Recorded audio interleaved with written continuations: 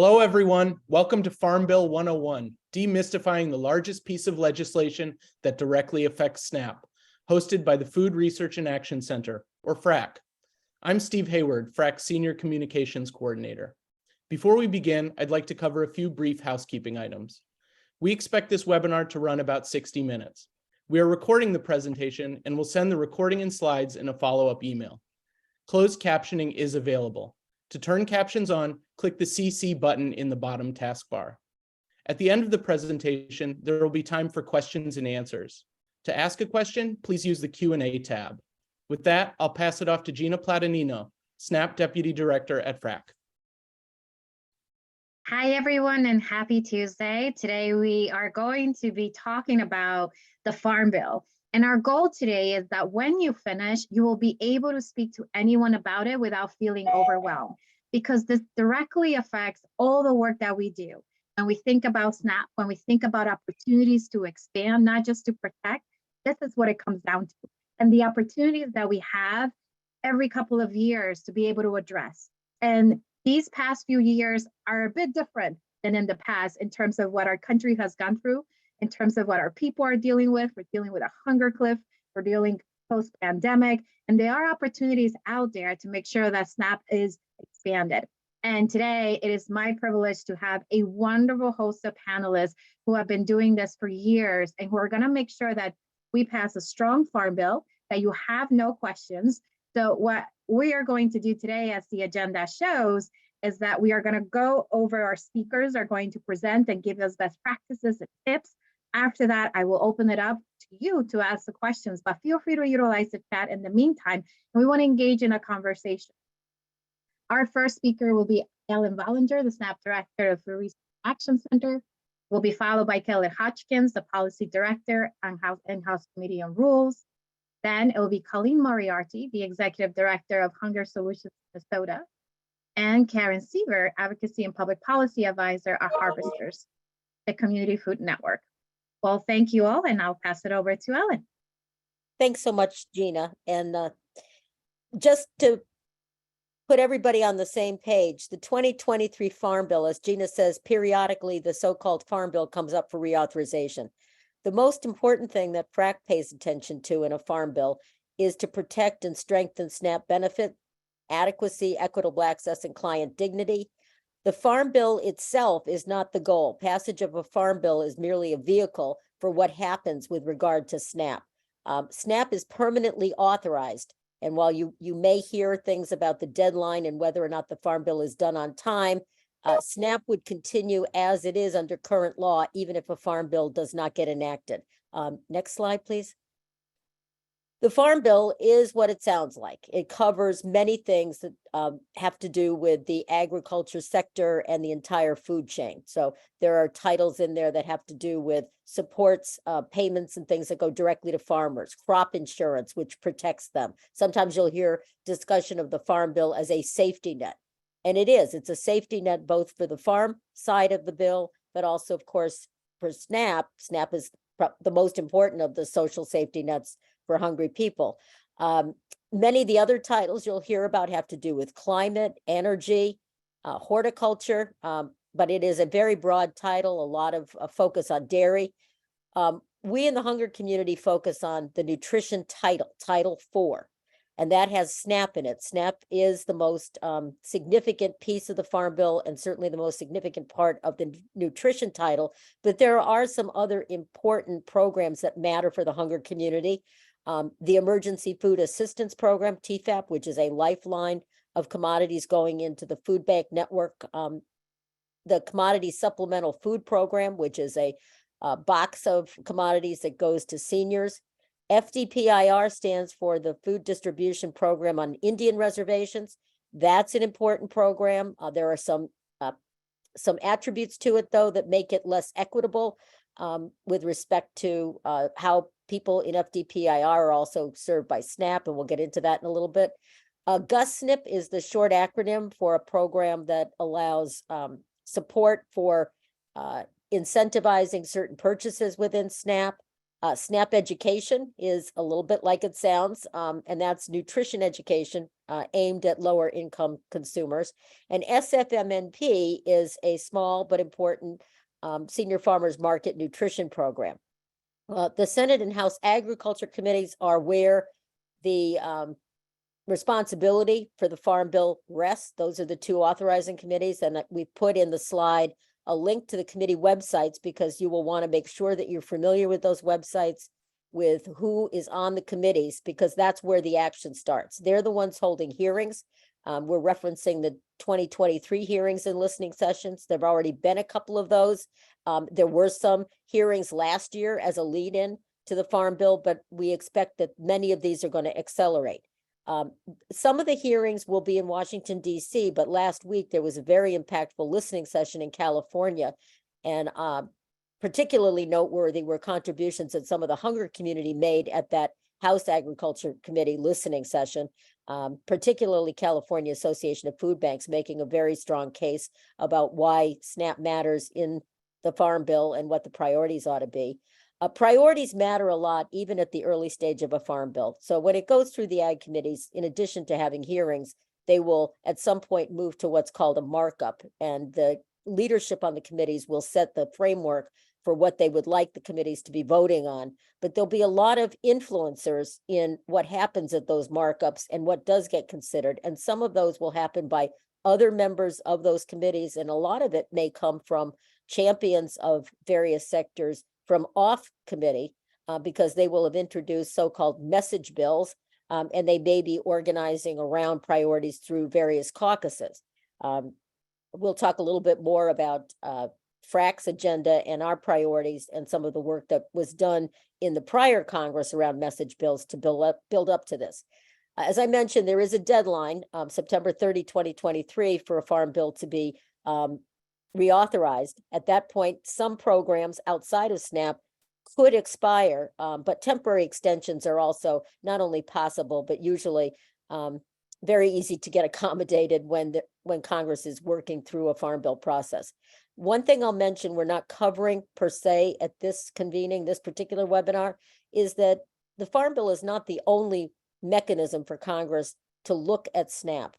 There are plenty of times that they will take action on SNAP outside of a Farm Bill process, but SNAP is always looked at during the Farm Bill. There is talk this year by opponents of SNAP to cut SNAP funding and try to do it through an entirely different legislative track, something that might happen with respect to the so-called debt limit and what to do about the debt limit. We're not going to cover that here, but I would just suggest that the same lessons and messages and focus that we have at FRAC is on SNAP, and those messages and priorities don't really change depending on whether we're in one legislative vehicle versus another. Next slide, please, Steve. Also going on, of course, at this very moment is the hunger cliff that Gina alluded to. And that's because during the pandemic, temporary improvements to SNAP were in place. They had to do with improving the amount of benefits that households were getting. They also had to do with more equitable access for particular populations within SNAP who often face barriers to getting onto SNAP at all. That backdrop is going to be, I think, looming very large as the Farm Bill SNAP discussion is taken up. Unfortunately, because Congress took some action in December, the boost to SNAP benefits are ending this month. This is the last month for which we will see any so-called SNAP emergency allotments or the EEAs. That means that on average, SNAP participants are going to lose about $82 a month. So they'll see about $82 less in their SNAP benefit amount in March than they got in February. On average, it means that SNAP benefits are going to be down to about $6 a person a day.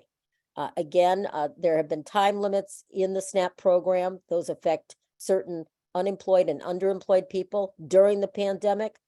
Those 3-month time limits on SNAP eligibility for that population were suspended, but those are going to come back when the public health emergency declaration ends. We'd expect that they'd probably be back in force after June if the Biden administration goes forth and ends the declaration May 11th, which is the publicized date. Regular SNAP college student rules also were changed temporarily during the pandemic. It became more possible for more college students to qualify for SNAP and not face the extra barriers that they face under the regular SNAP rules. Unfortunately, for new applicants, new college student applicants after June 11, they'll be facing those old barriers, as well as the regular barriers that all clients face. We've put into the chat, and I guess we'll put into the chat, but we have here in the slide a link to FRAC's priorities, because this will set out for you that in staving off the hunger cliff, trying to address the hunger cliff and get permanent improvements to the program, those dovetail with the discussion in the Farm Bill. And unfortunately, some of the discussion in the Farm Bill will be by people who want to take the efforts in the other direction. So getting familiar with those priorities is probably important. Next slide, please. The Farm Bill lessons that we take are to make sure that any Farm Bill strengthens and doesn't undercut SNAP. Again, the goal is not passing a Farm Bill per se. It's whether or not the provisions in the Farm Bill are appropriate for SNAP and which direction they go in. It's important to stay on message and build support for priority SNAP bills. Again, I talked about the role of champions, especially off committee. We would encourage you to focus on the impacts on individuals and communities. You do not need to be an expert on legislation. You don't need to be an expert on the Farm Bill.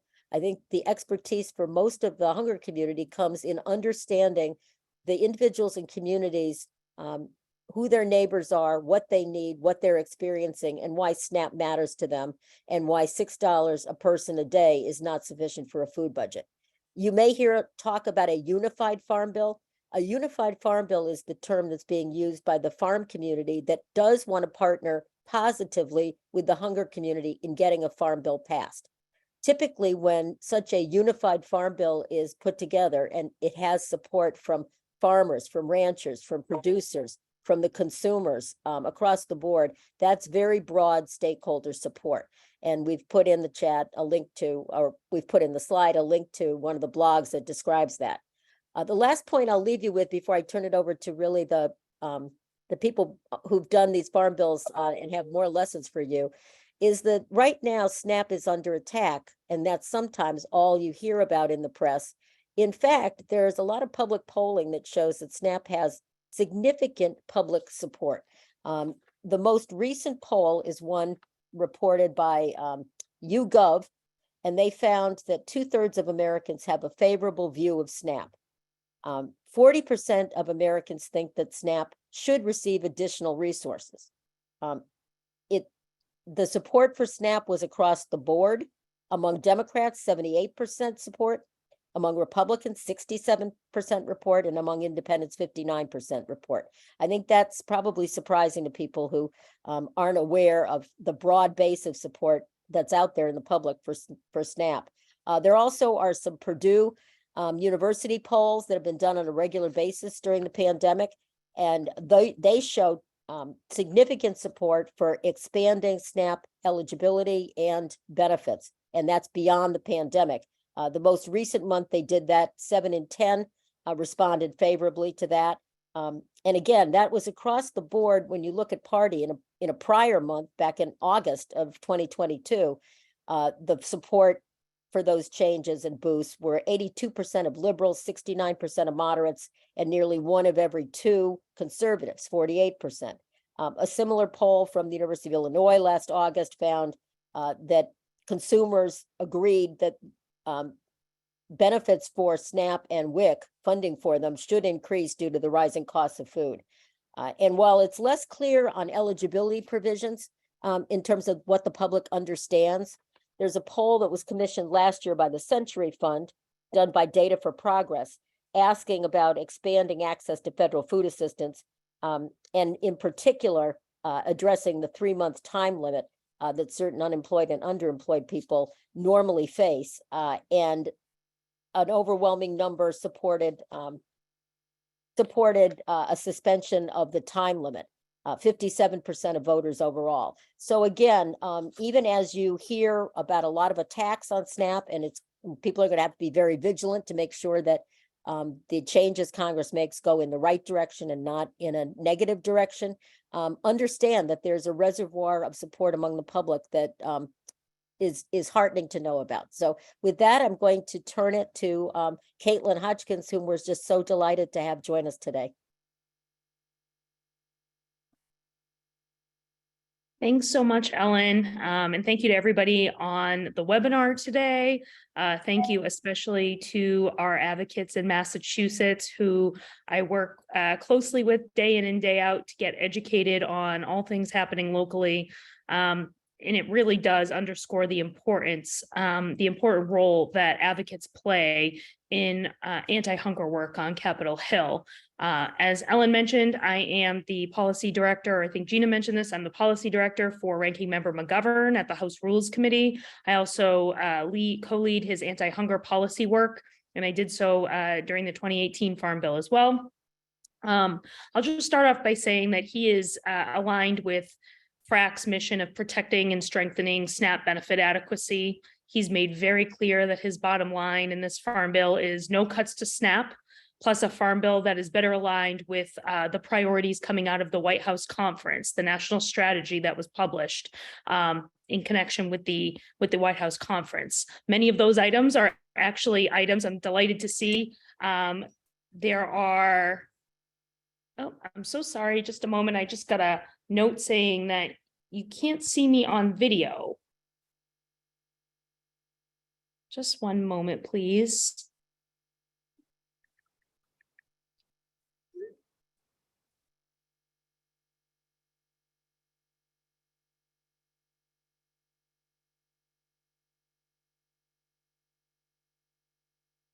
Okay, I think we have that all worked out. Thank you so much. But I will continue on from, I won't start over.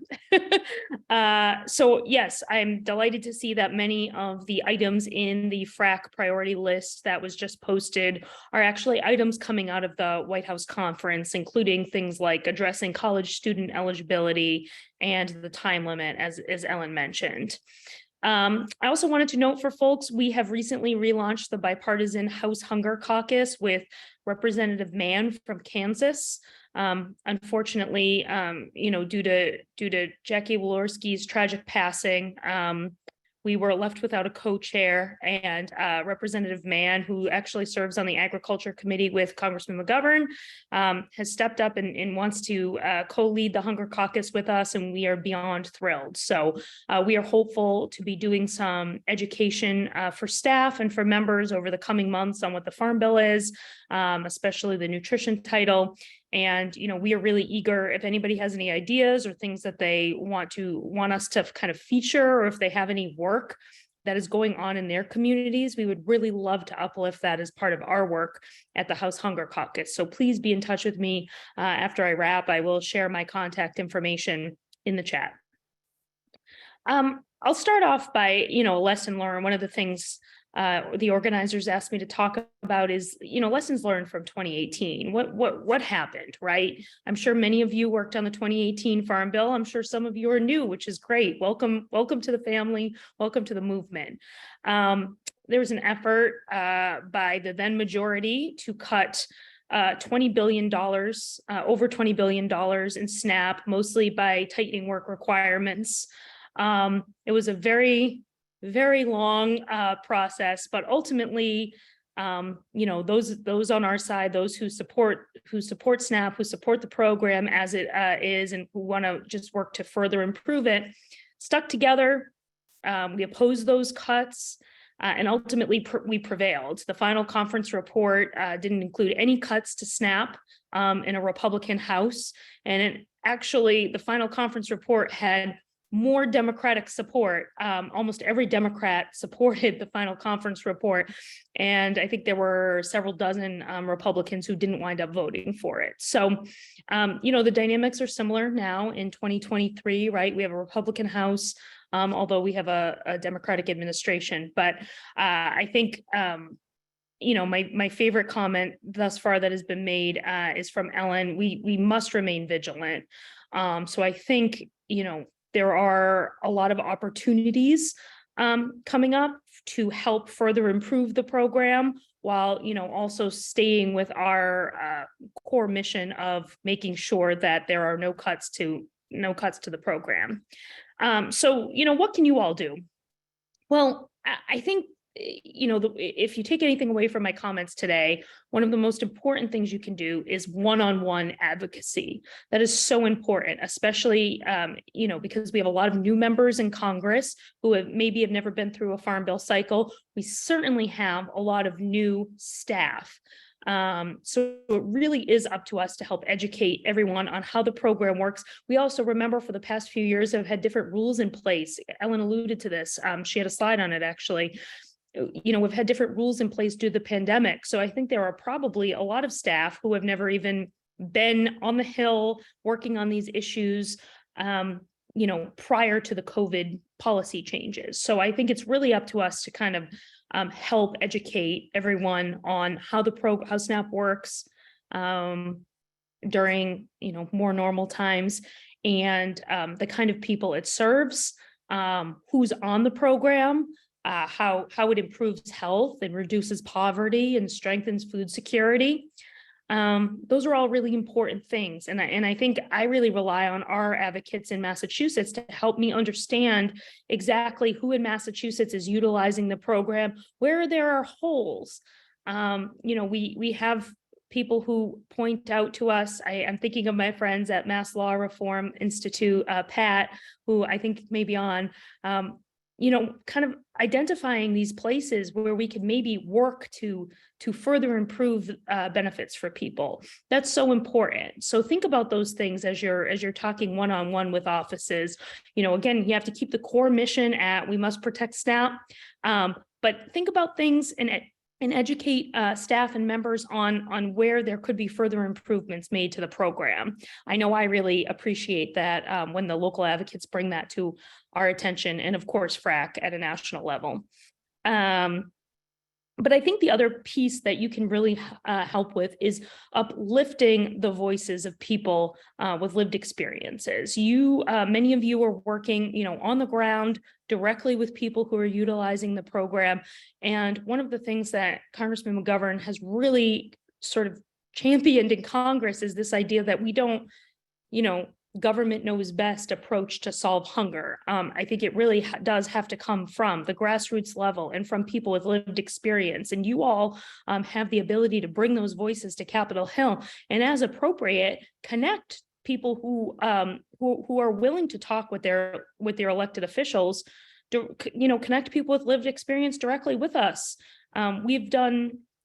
The congressman has done a lot of work, either on social media or in private meetings, if that's more comfortable, with people who are living in poverty, to learn from them and to, talk with them, again, either publicly or privately, depending on the circumstances and depending on the person's comfort. But that helps. It helps bring alive for members exactly, who is being helped by these programs. So, I'll say, we have a split Congress, right? So I think our, main focus here is you can't pass a farm bill without some Democratic support. So if that's a lesson learned from 2018, I think we can carry that over to 2023. I will say we're really encouraged by statements that have been made by Chairman Thompson that he wants to get a bipartisan farm bill done. He recently made a comment in the press that he doesn't want to see more restrictive work requirements. So again, we're encouraged by all of this. We haven't had a hearing yet this Congress on nutrition. We just got our subcommittees populated at the Agriculture Committee. So stay tuned. I'm sure we'll be having quite a few hearings coming up on especially the nutrition title. So I am eager for those, as I know you are. But, we really do want to work collaboratively and in a bipartisan way to get a farm bill done. Of course, a farm bill that maintains benefit adequacy in SNAP and, doesn't have any cuts. I will say we are a little less encouraged by statements that have been made by some on the other side, on the Appropriations Committee, on the budget committee. I know that's not the purpose of this webinar, but as Ellen said, we do have to remain vigilant. And so I would encourage all of you to keep, I read the press every morning to see if there's anything said about SNAP. I have a million alerts set up and I get a million different articles. And then of course I have Ellen who sends me every article I want and then some. But I would say for yourselves, do the same, right? Follow what your member of Congress is talking about. And it doesn't necessarily have to be just on SNAP. I think you can follow what they're talking about on poverty or on healthcare, because these issues, as you know, all intersect. And so, if somebody tweets something about, positive work that they're doing on healthcare, use that as an entryway to talk about, how SNAP helps improve health outcomes for people living in poverty. So I would say, we all need to remain vigilant. We need to kind of be really focused on making sure that not only are we supporting good policy in the Farm Bill, but that we are opposing any attempts by anyone else to cut the program through debt ceiling negotiations or appropriations, which is a totally new thing because usually SNAP policy is not decided in appropriations. And then the budget committee, of course, we're expecting their budget resolution to come out in the spring. And the chair of the budget committee has said that he wants to find tens of billions of dollars worth of savings in SNAP. So I think when we get a little bit more details on all of that, I think it would be so helpful for you all to help educate the Hill on what that would mean, right? I've seen floating around this number. There are some who want to cut SNAP by $400 billion by instituting tougher work requirements. I have no idea where they could be getting that number because I can't figure out any way you could get $400 billion in savings by just instituting more harsh work requirements and time limits. So I think we need to do a little bit of fact checking too. I know Congressman McGovern has been doing that through his weekly End Hunger Now speeches. He's been taking on a different topic every week and kind of elevating that on the House floor. We tweet them out. So if you're so inclined, please follow the Congressman on Twitter and retweet us. And that will help hopefully elevate some of the work that he's doing to kind of fact check in real time when some of these things come up. But I will stop there. Really appreciate the opportunity, and I'll take any questions later.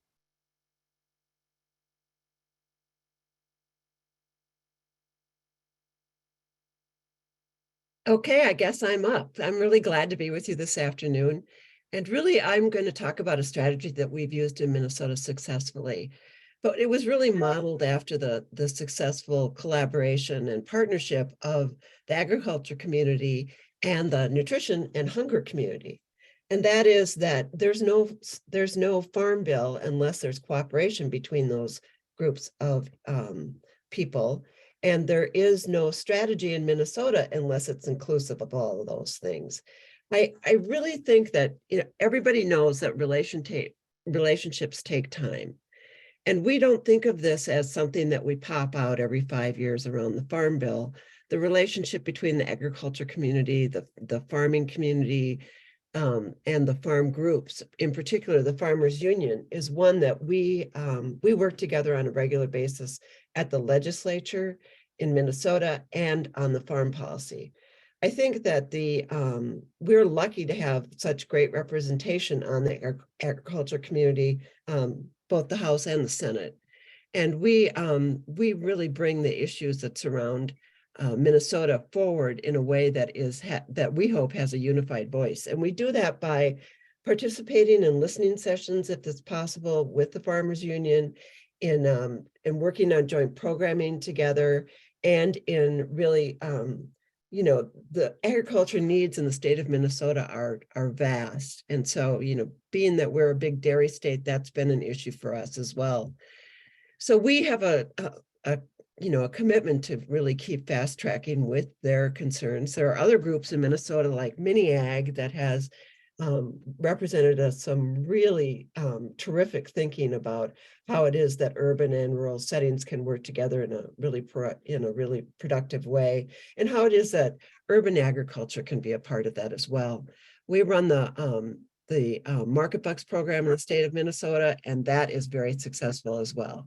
So I stand for any questions that anyone has, but I just want to conclude by saying this is a relationship that is all the time, everywhere in the work in Minnesota. And I really hope that other people can think of it that way. Thanks.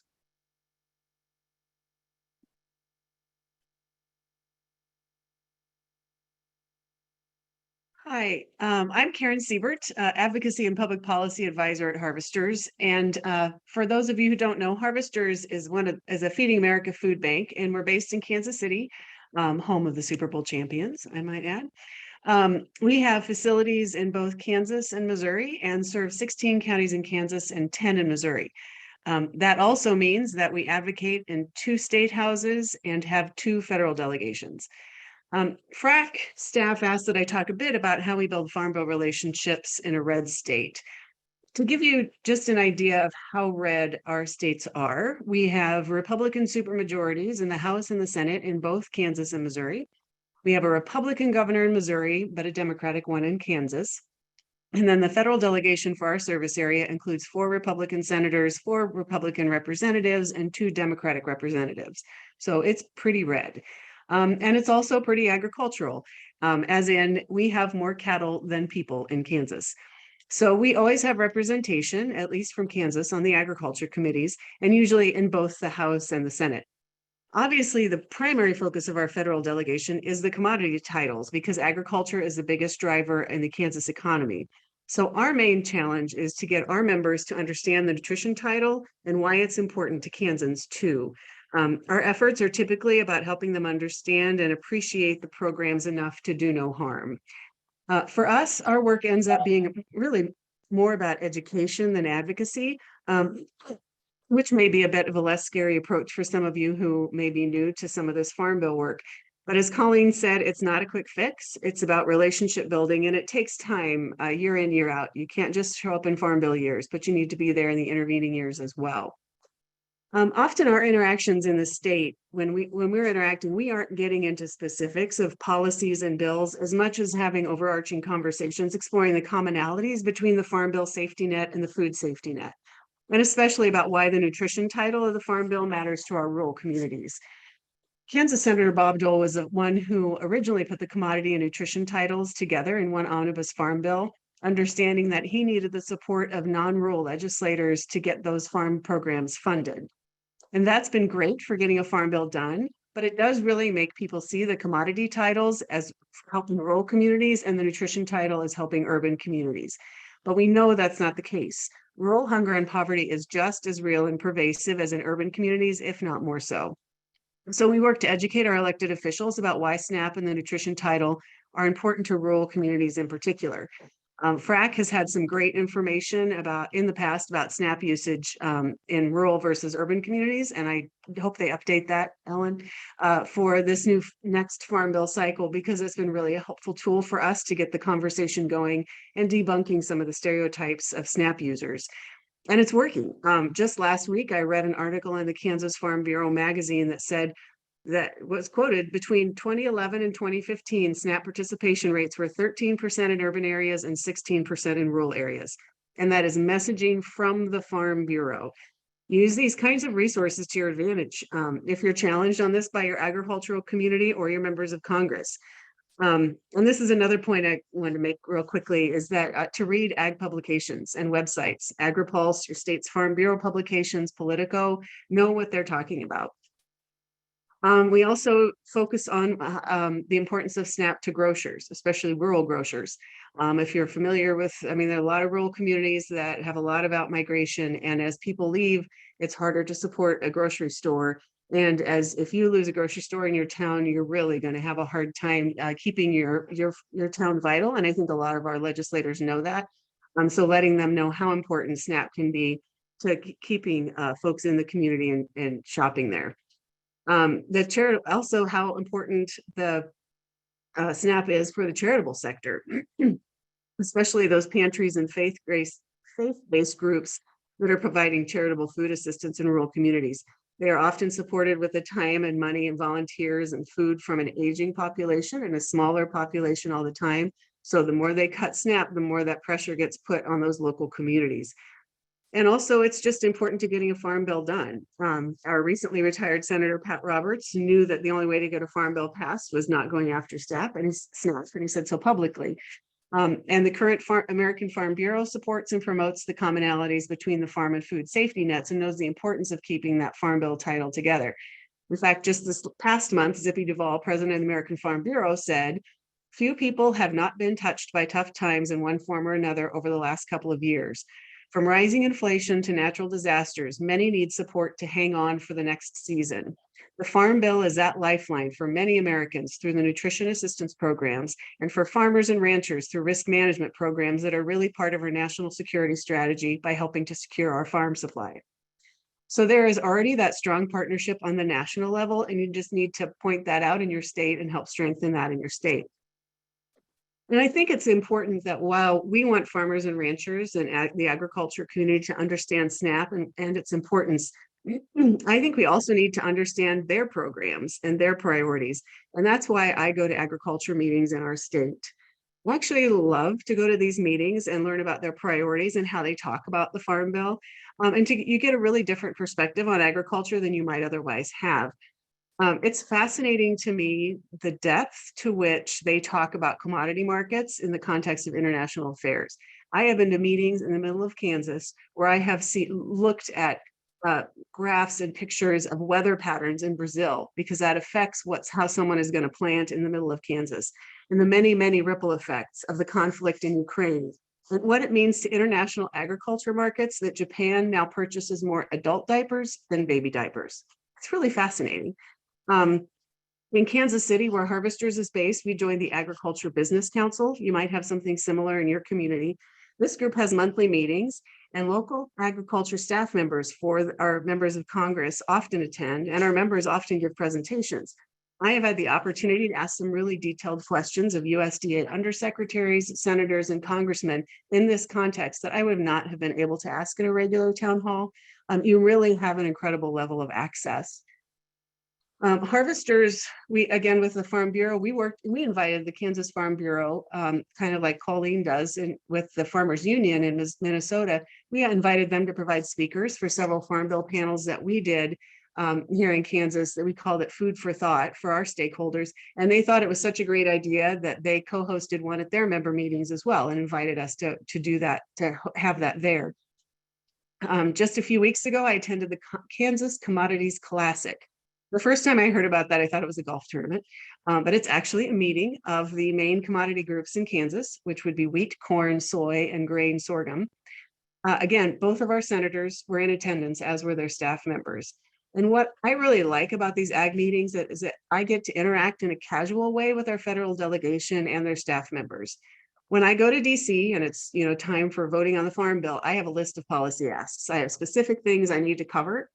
But at those in-state gatherings, my interactions are much more casual and conversational. And the same goes for staff. I get a lot more time with them. And I do think the people at the conferences appreciate that I'm taking the time to learn about their industry and their priorities as well.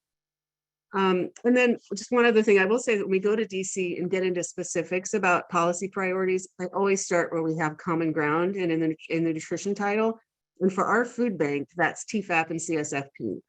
Those programs directly help farmers as well as the food insecure. So I often start there, and then we get into SNAP. Hopefully by that point in the process, we've built enough knowledge of SNAP and trust in each other that we can get right to the specifics of the legislation. It's nice not to have to make that broader case for SNAP in that context, so that any educating you can do early on is really helpful.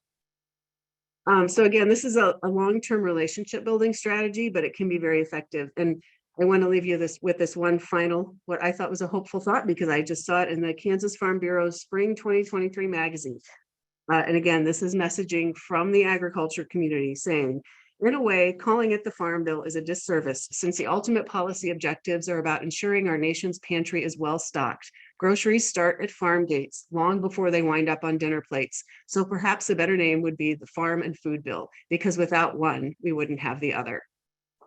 So that's the end of my comments, and I'm happy to take questions.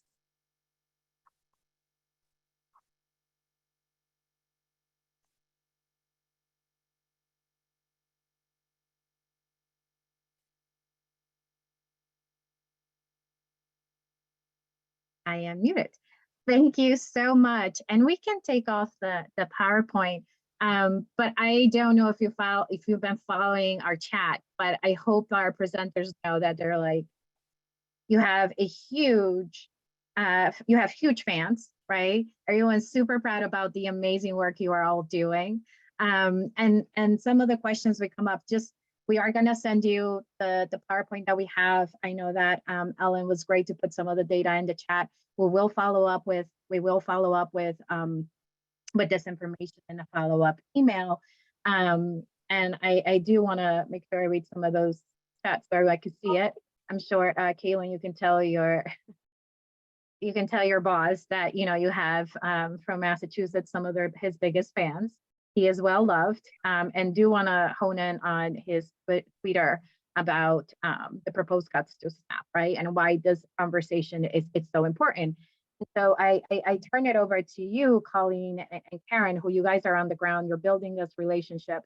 Can you give us some tips for, if you're new to this work, it's the first time I'm watching this Farm Bill, I haven't developed this wonderful relationships. I'm in states that are a little bit more difficult. I don't have the hunger champion like McGovern, who's gonna be like, yes, we're on this. You don't need to convince me. What are like the best ways to start developing those relationships where they are meaningful in a way that this messaging can be conveyed?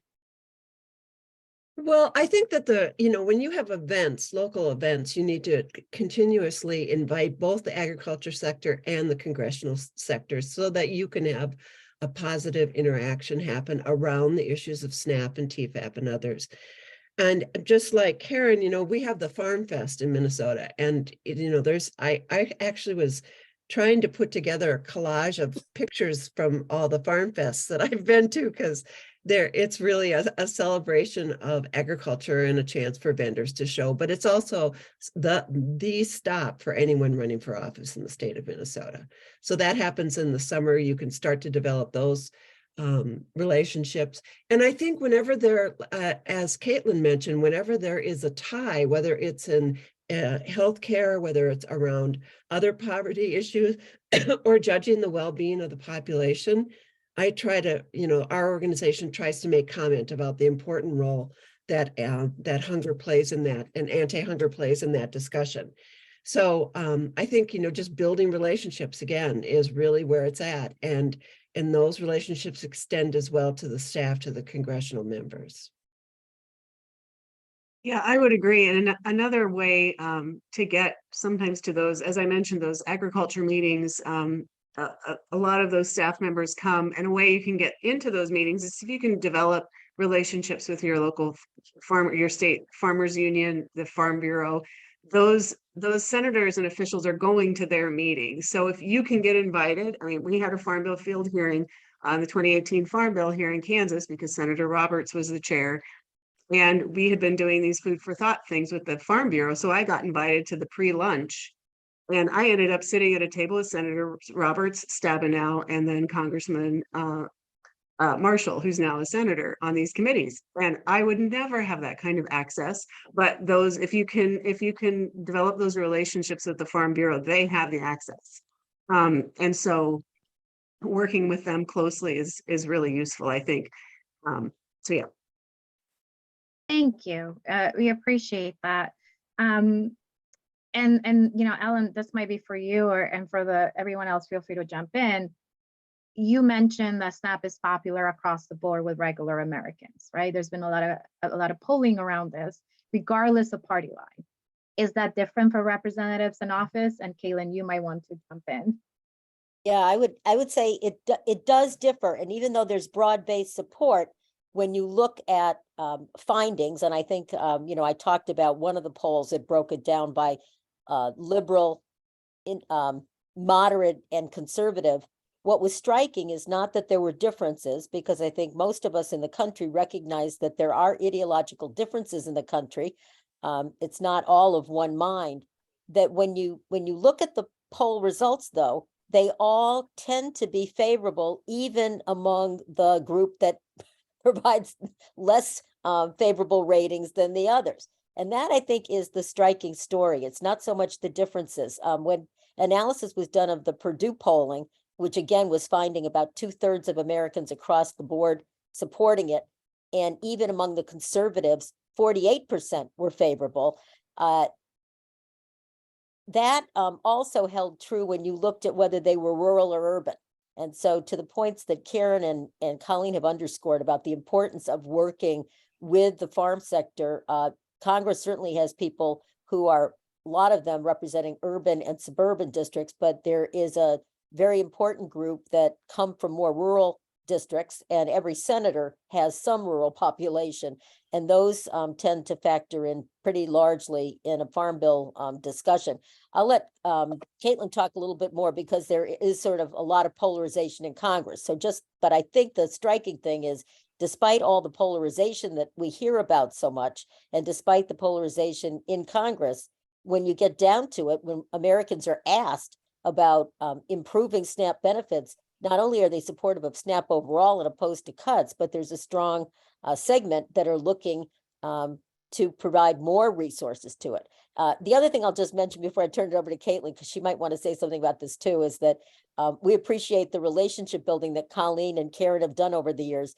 Don't be surprised, though, if those relationships shift as members of Congress change and as staff change. And don't take for granted that the staff people you talk to know a lot about SNAP. Some of them may know nothing. And so I think the relationship building is something that happens all the time. And don't worry if right now you're starting to build it, because you'll find that it'll work out. But Caitlin, I hope you'll jump in. Yeah, absolutely. And on that point, I think on the House side, staff cycle every couple of years. I think I am on the Ag Democratic side, the only person who was involved in the 2018 Farm Bill for members on the committee. Some of the staff who worked for members on the committee are now actually staffing the Agriculture Committee, and they're amazing people. So get to know the staff at House Ag too, who are truly fantastic. Title IV, Catherine Stewart runs Ranking Member Scott's work, and she is just amazing. So get to know them as well. But yeah, staff cycle out on the House side pretty regularly. So I think for many of you, yeah, you haven't necessarily lost any time if you haven't been engaging. Here's your reminder now to get re-engaged. If you haven't for the past couple of years, but I do want to reiterate the point made earlier. I think it's really useful if you're not coming around just during the Farm Bill, because of course there are a lot of things we can all be doing every year on hunger to advance our work in the anti-hunger movement. The appropriations process, right? We do every year. That funds a ton of our priorities, a ton of things that we care about. And there is some bipartisan, to go back to the original question, which is, yes, it's part of DC is there's gridlock right now. There's people on both sides who believe very strongly in what they believe in, and sometimes it's hard to break through. Although there is opportunity to do so. We are working in a bipartisan way on some military hunger issues and some tribal hunger issues. And so for Congressman McGovern, he is always looking for the place where we can find, the place where we can agree. And those do exist. And so I think, part of the problem is we need to be educating people a little bit more, which is why these End Hunger Now speeches have become so important to him. I read in the press recently, someone on the other side saying there should be work requirements in SNAP. Well, hello, there are really strict work requirements in SNAP. And so I think it is really incumbent upon, both members and staff who work on these issues and upon advocates to really kind of talk about some of those specifics. And you don't necessarily need to be a SNAP expert, right? Although I know many, if not most of you on this call are, but really talk about how the programs work and help people understand how they work. That's hugely important. And I actually think it can help break down some of those barriers that may exist. Thank you, Kaylin. And I think you were getting to the part, like you were hearing like comments from individuals like, oh, we're reading, the congressman's response to his tweets. Don't ever do that. That's depressing. I don't read like when people comment. I will say that's my one tip. Take it as you would, but just don't. because individuals, that's your job. Like I read that and it's depressing. I won't read the comments either. Yeah. So there you We go. have a So communication staff for that. yes, but when we say that is, you know, I think, and I learned this, and I don't want to speak for Ellen, but we don't want to feed into the narrative of what people are saying. We want to again highlight the great positives of SNAP, right? Like, you know, a lot of individuals were talking about the hunger cliff and what that means for SNAP. It also means a lot for the local economy. It means a lot for grocers, especially small ones who are used to getting a certain amount and who will no longer get it, because that's the thing about SNAP, right? It's not cash. It's funds to be able to purchase food, and that those funds goes into retailers, right? So it's sort of that conversation and the positive impacts of SNAP. And you know, I noticed a question there on fraud, and it's very minimal. And Ellen, I'm sure that you can post a couple of information there, but we want to stay away from like those things. And I will say, you know, one of the things is that skimming has been, we had a webinar a couple of weeks ago, that has been attacking individuals and taking away their hard-earned SNAP benefits, right? The plan is due 2/27, by the way, and FRAC has guidance on that. So please take a look at that on best practices. But you know, those are conversations of how SNAP, and like Kaylin said, is so interrelated into everything, right? Like health, economy, housing, childcare. Those are the points that we want to make. There was another question in there that I want to make sure that we worry. Should we be worried about other moderate Democrats maybe not thinking that there should be more restricted cuts to SNAP? Like how do we make sure that we maintain a strong party line? I don't know, Ellen or Kaylin. So, well, I would just say, you know, one of the things I didn't spend time on, but we have in the slide is FRAC's own priorities pieces. And those revolve around being on message, having a narrative about what it is that SNAP really needs. It's not just about protecting it, but we need permanent benefit boosts.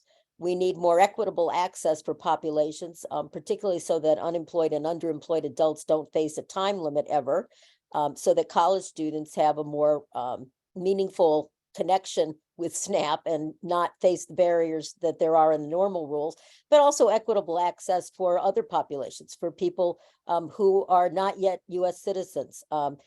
More equitable access to SNAP for tribal members who may participate in the commodity program, FDPIR, but if they do, they're barred from being able to also participate in SNAP at the same time. And our priorities piece, which Gina, maybe we'll put a link to that in the chat. I know it'll be on the slide we send, but I would really recommend for people to read that.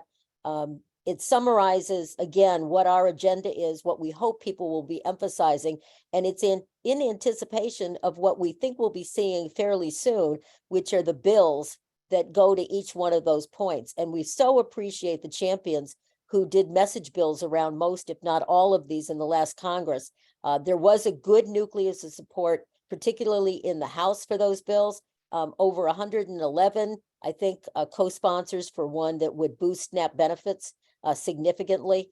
110, I think, something like that, for doing something to help college students access. 76 against who were for the bill to end the time limits permanently in SNAP. We expect those and other bills to be introduced, and we would really encourage you to help get co-sponsors for those bills.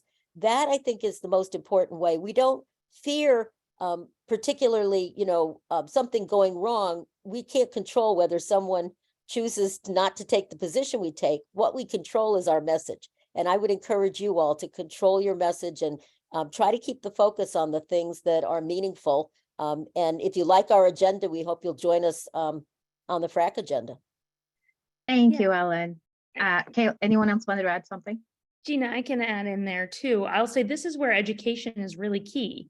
I think we, you know, while on message, of course, but, you know, helping people understand how the program works will help kind of alleviate any concerns that there might be, that someone out there may want to partner on any effort to you know, reduce benefits.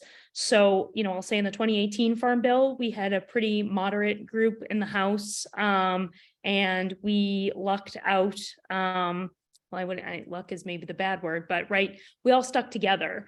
And so I don't necessarily think that we should, assume anything, right? But I do think that part of the reason we were able to all stick together is we were all reading from the same sheet of music, right? We all kind of understood how the program worked, and we're all willing to stick together and say, no, we don't support any cuts to the program. Would of course love some further improvements. We didn't get there quite as much as we would have liked in 2018, but at least we prevented some of the worst from happening. So I think there's opportunity to do that again, but I think we need to rely on everyone, all of you from around the country who are going in and talking to members and being very clear about your expectations, not just hunger's bad, don't cut hunger, right? Don't cut hunger programs. That's too not specific. We need to be more specific, protect and maintain SNAP and whatever FRAC's other priorities that they're sending you to the hill with. And that's where FRAC can help you. If you haven't done this before, we're happy to help you with the fact sheets. We're happy to help you make this process easier.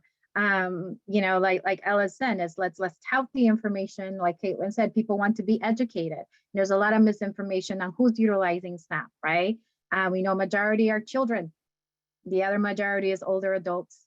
So unless we're telling our older adults, stop retirement and go back to work, or, young children to go to work, those are the conversations that we need to have. And then the other larger population, people who utilize SNAP is, it's white women with children, right?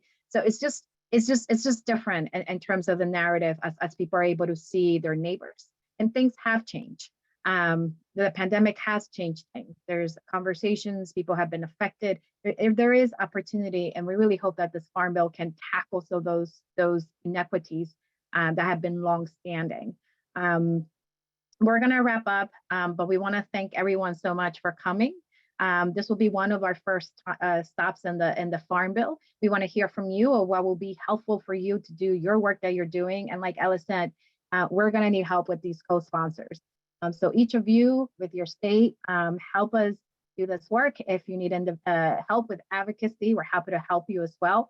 And please save the date, because our next webinar is March 7th, and we will be talking about the medical deduction, how we can help older adults and individuals with disabilities ensure benefit adequacy, and how do we help your state, make it a lot easier and simpler to avail themselves of the medical deduction. I want to thank each and one of you, because you're all so busy, and thank you so much for coming on, sharing your expertise. We are so grateful for you partnering with us and encouraging our people who are listening that they can do this as well. And I really hope that we're going to be celebrating in a couple of months, and we're going to be like, yes, we did it. We'd expanding SNAP to more than $6 a meal a day. We protected it. We did not just protect it, but we expanded. We always dream big, so that we can get the outcomes that we need. We'll send you a follow-up email. You get a recording of this, and please let us know if there's any way that we can assist you in your advocacy and your work. Thank you all so much for participating, and we hope you have a great day.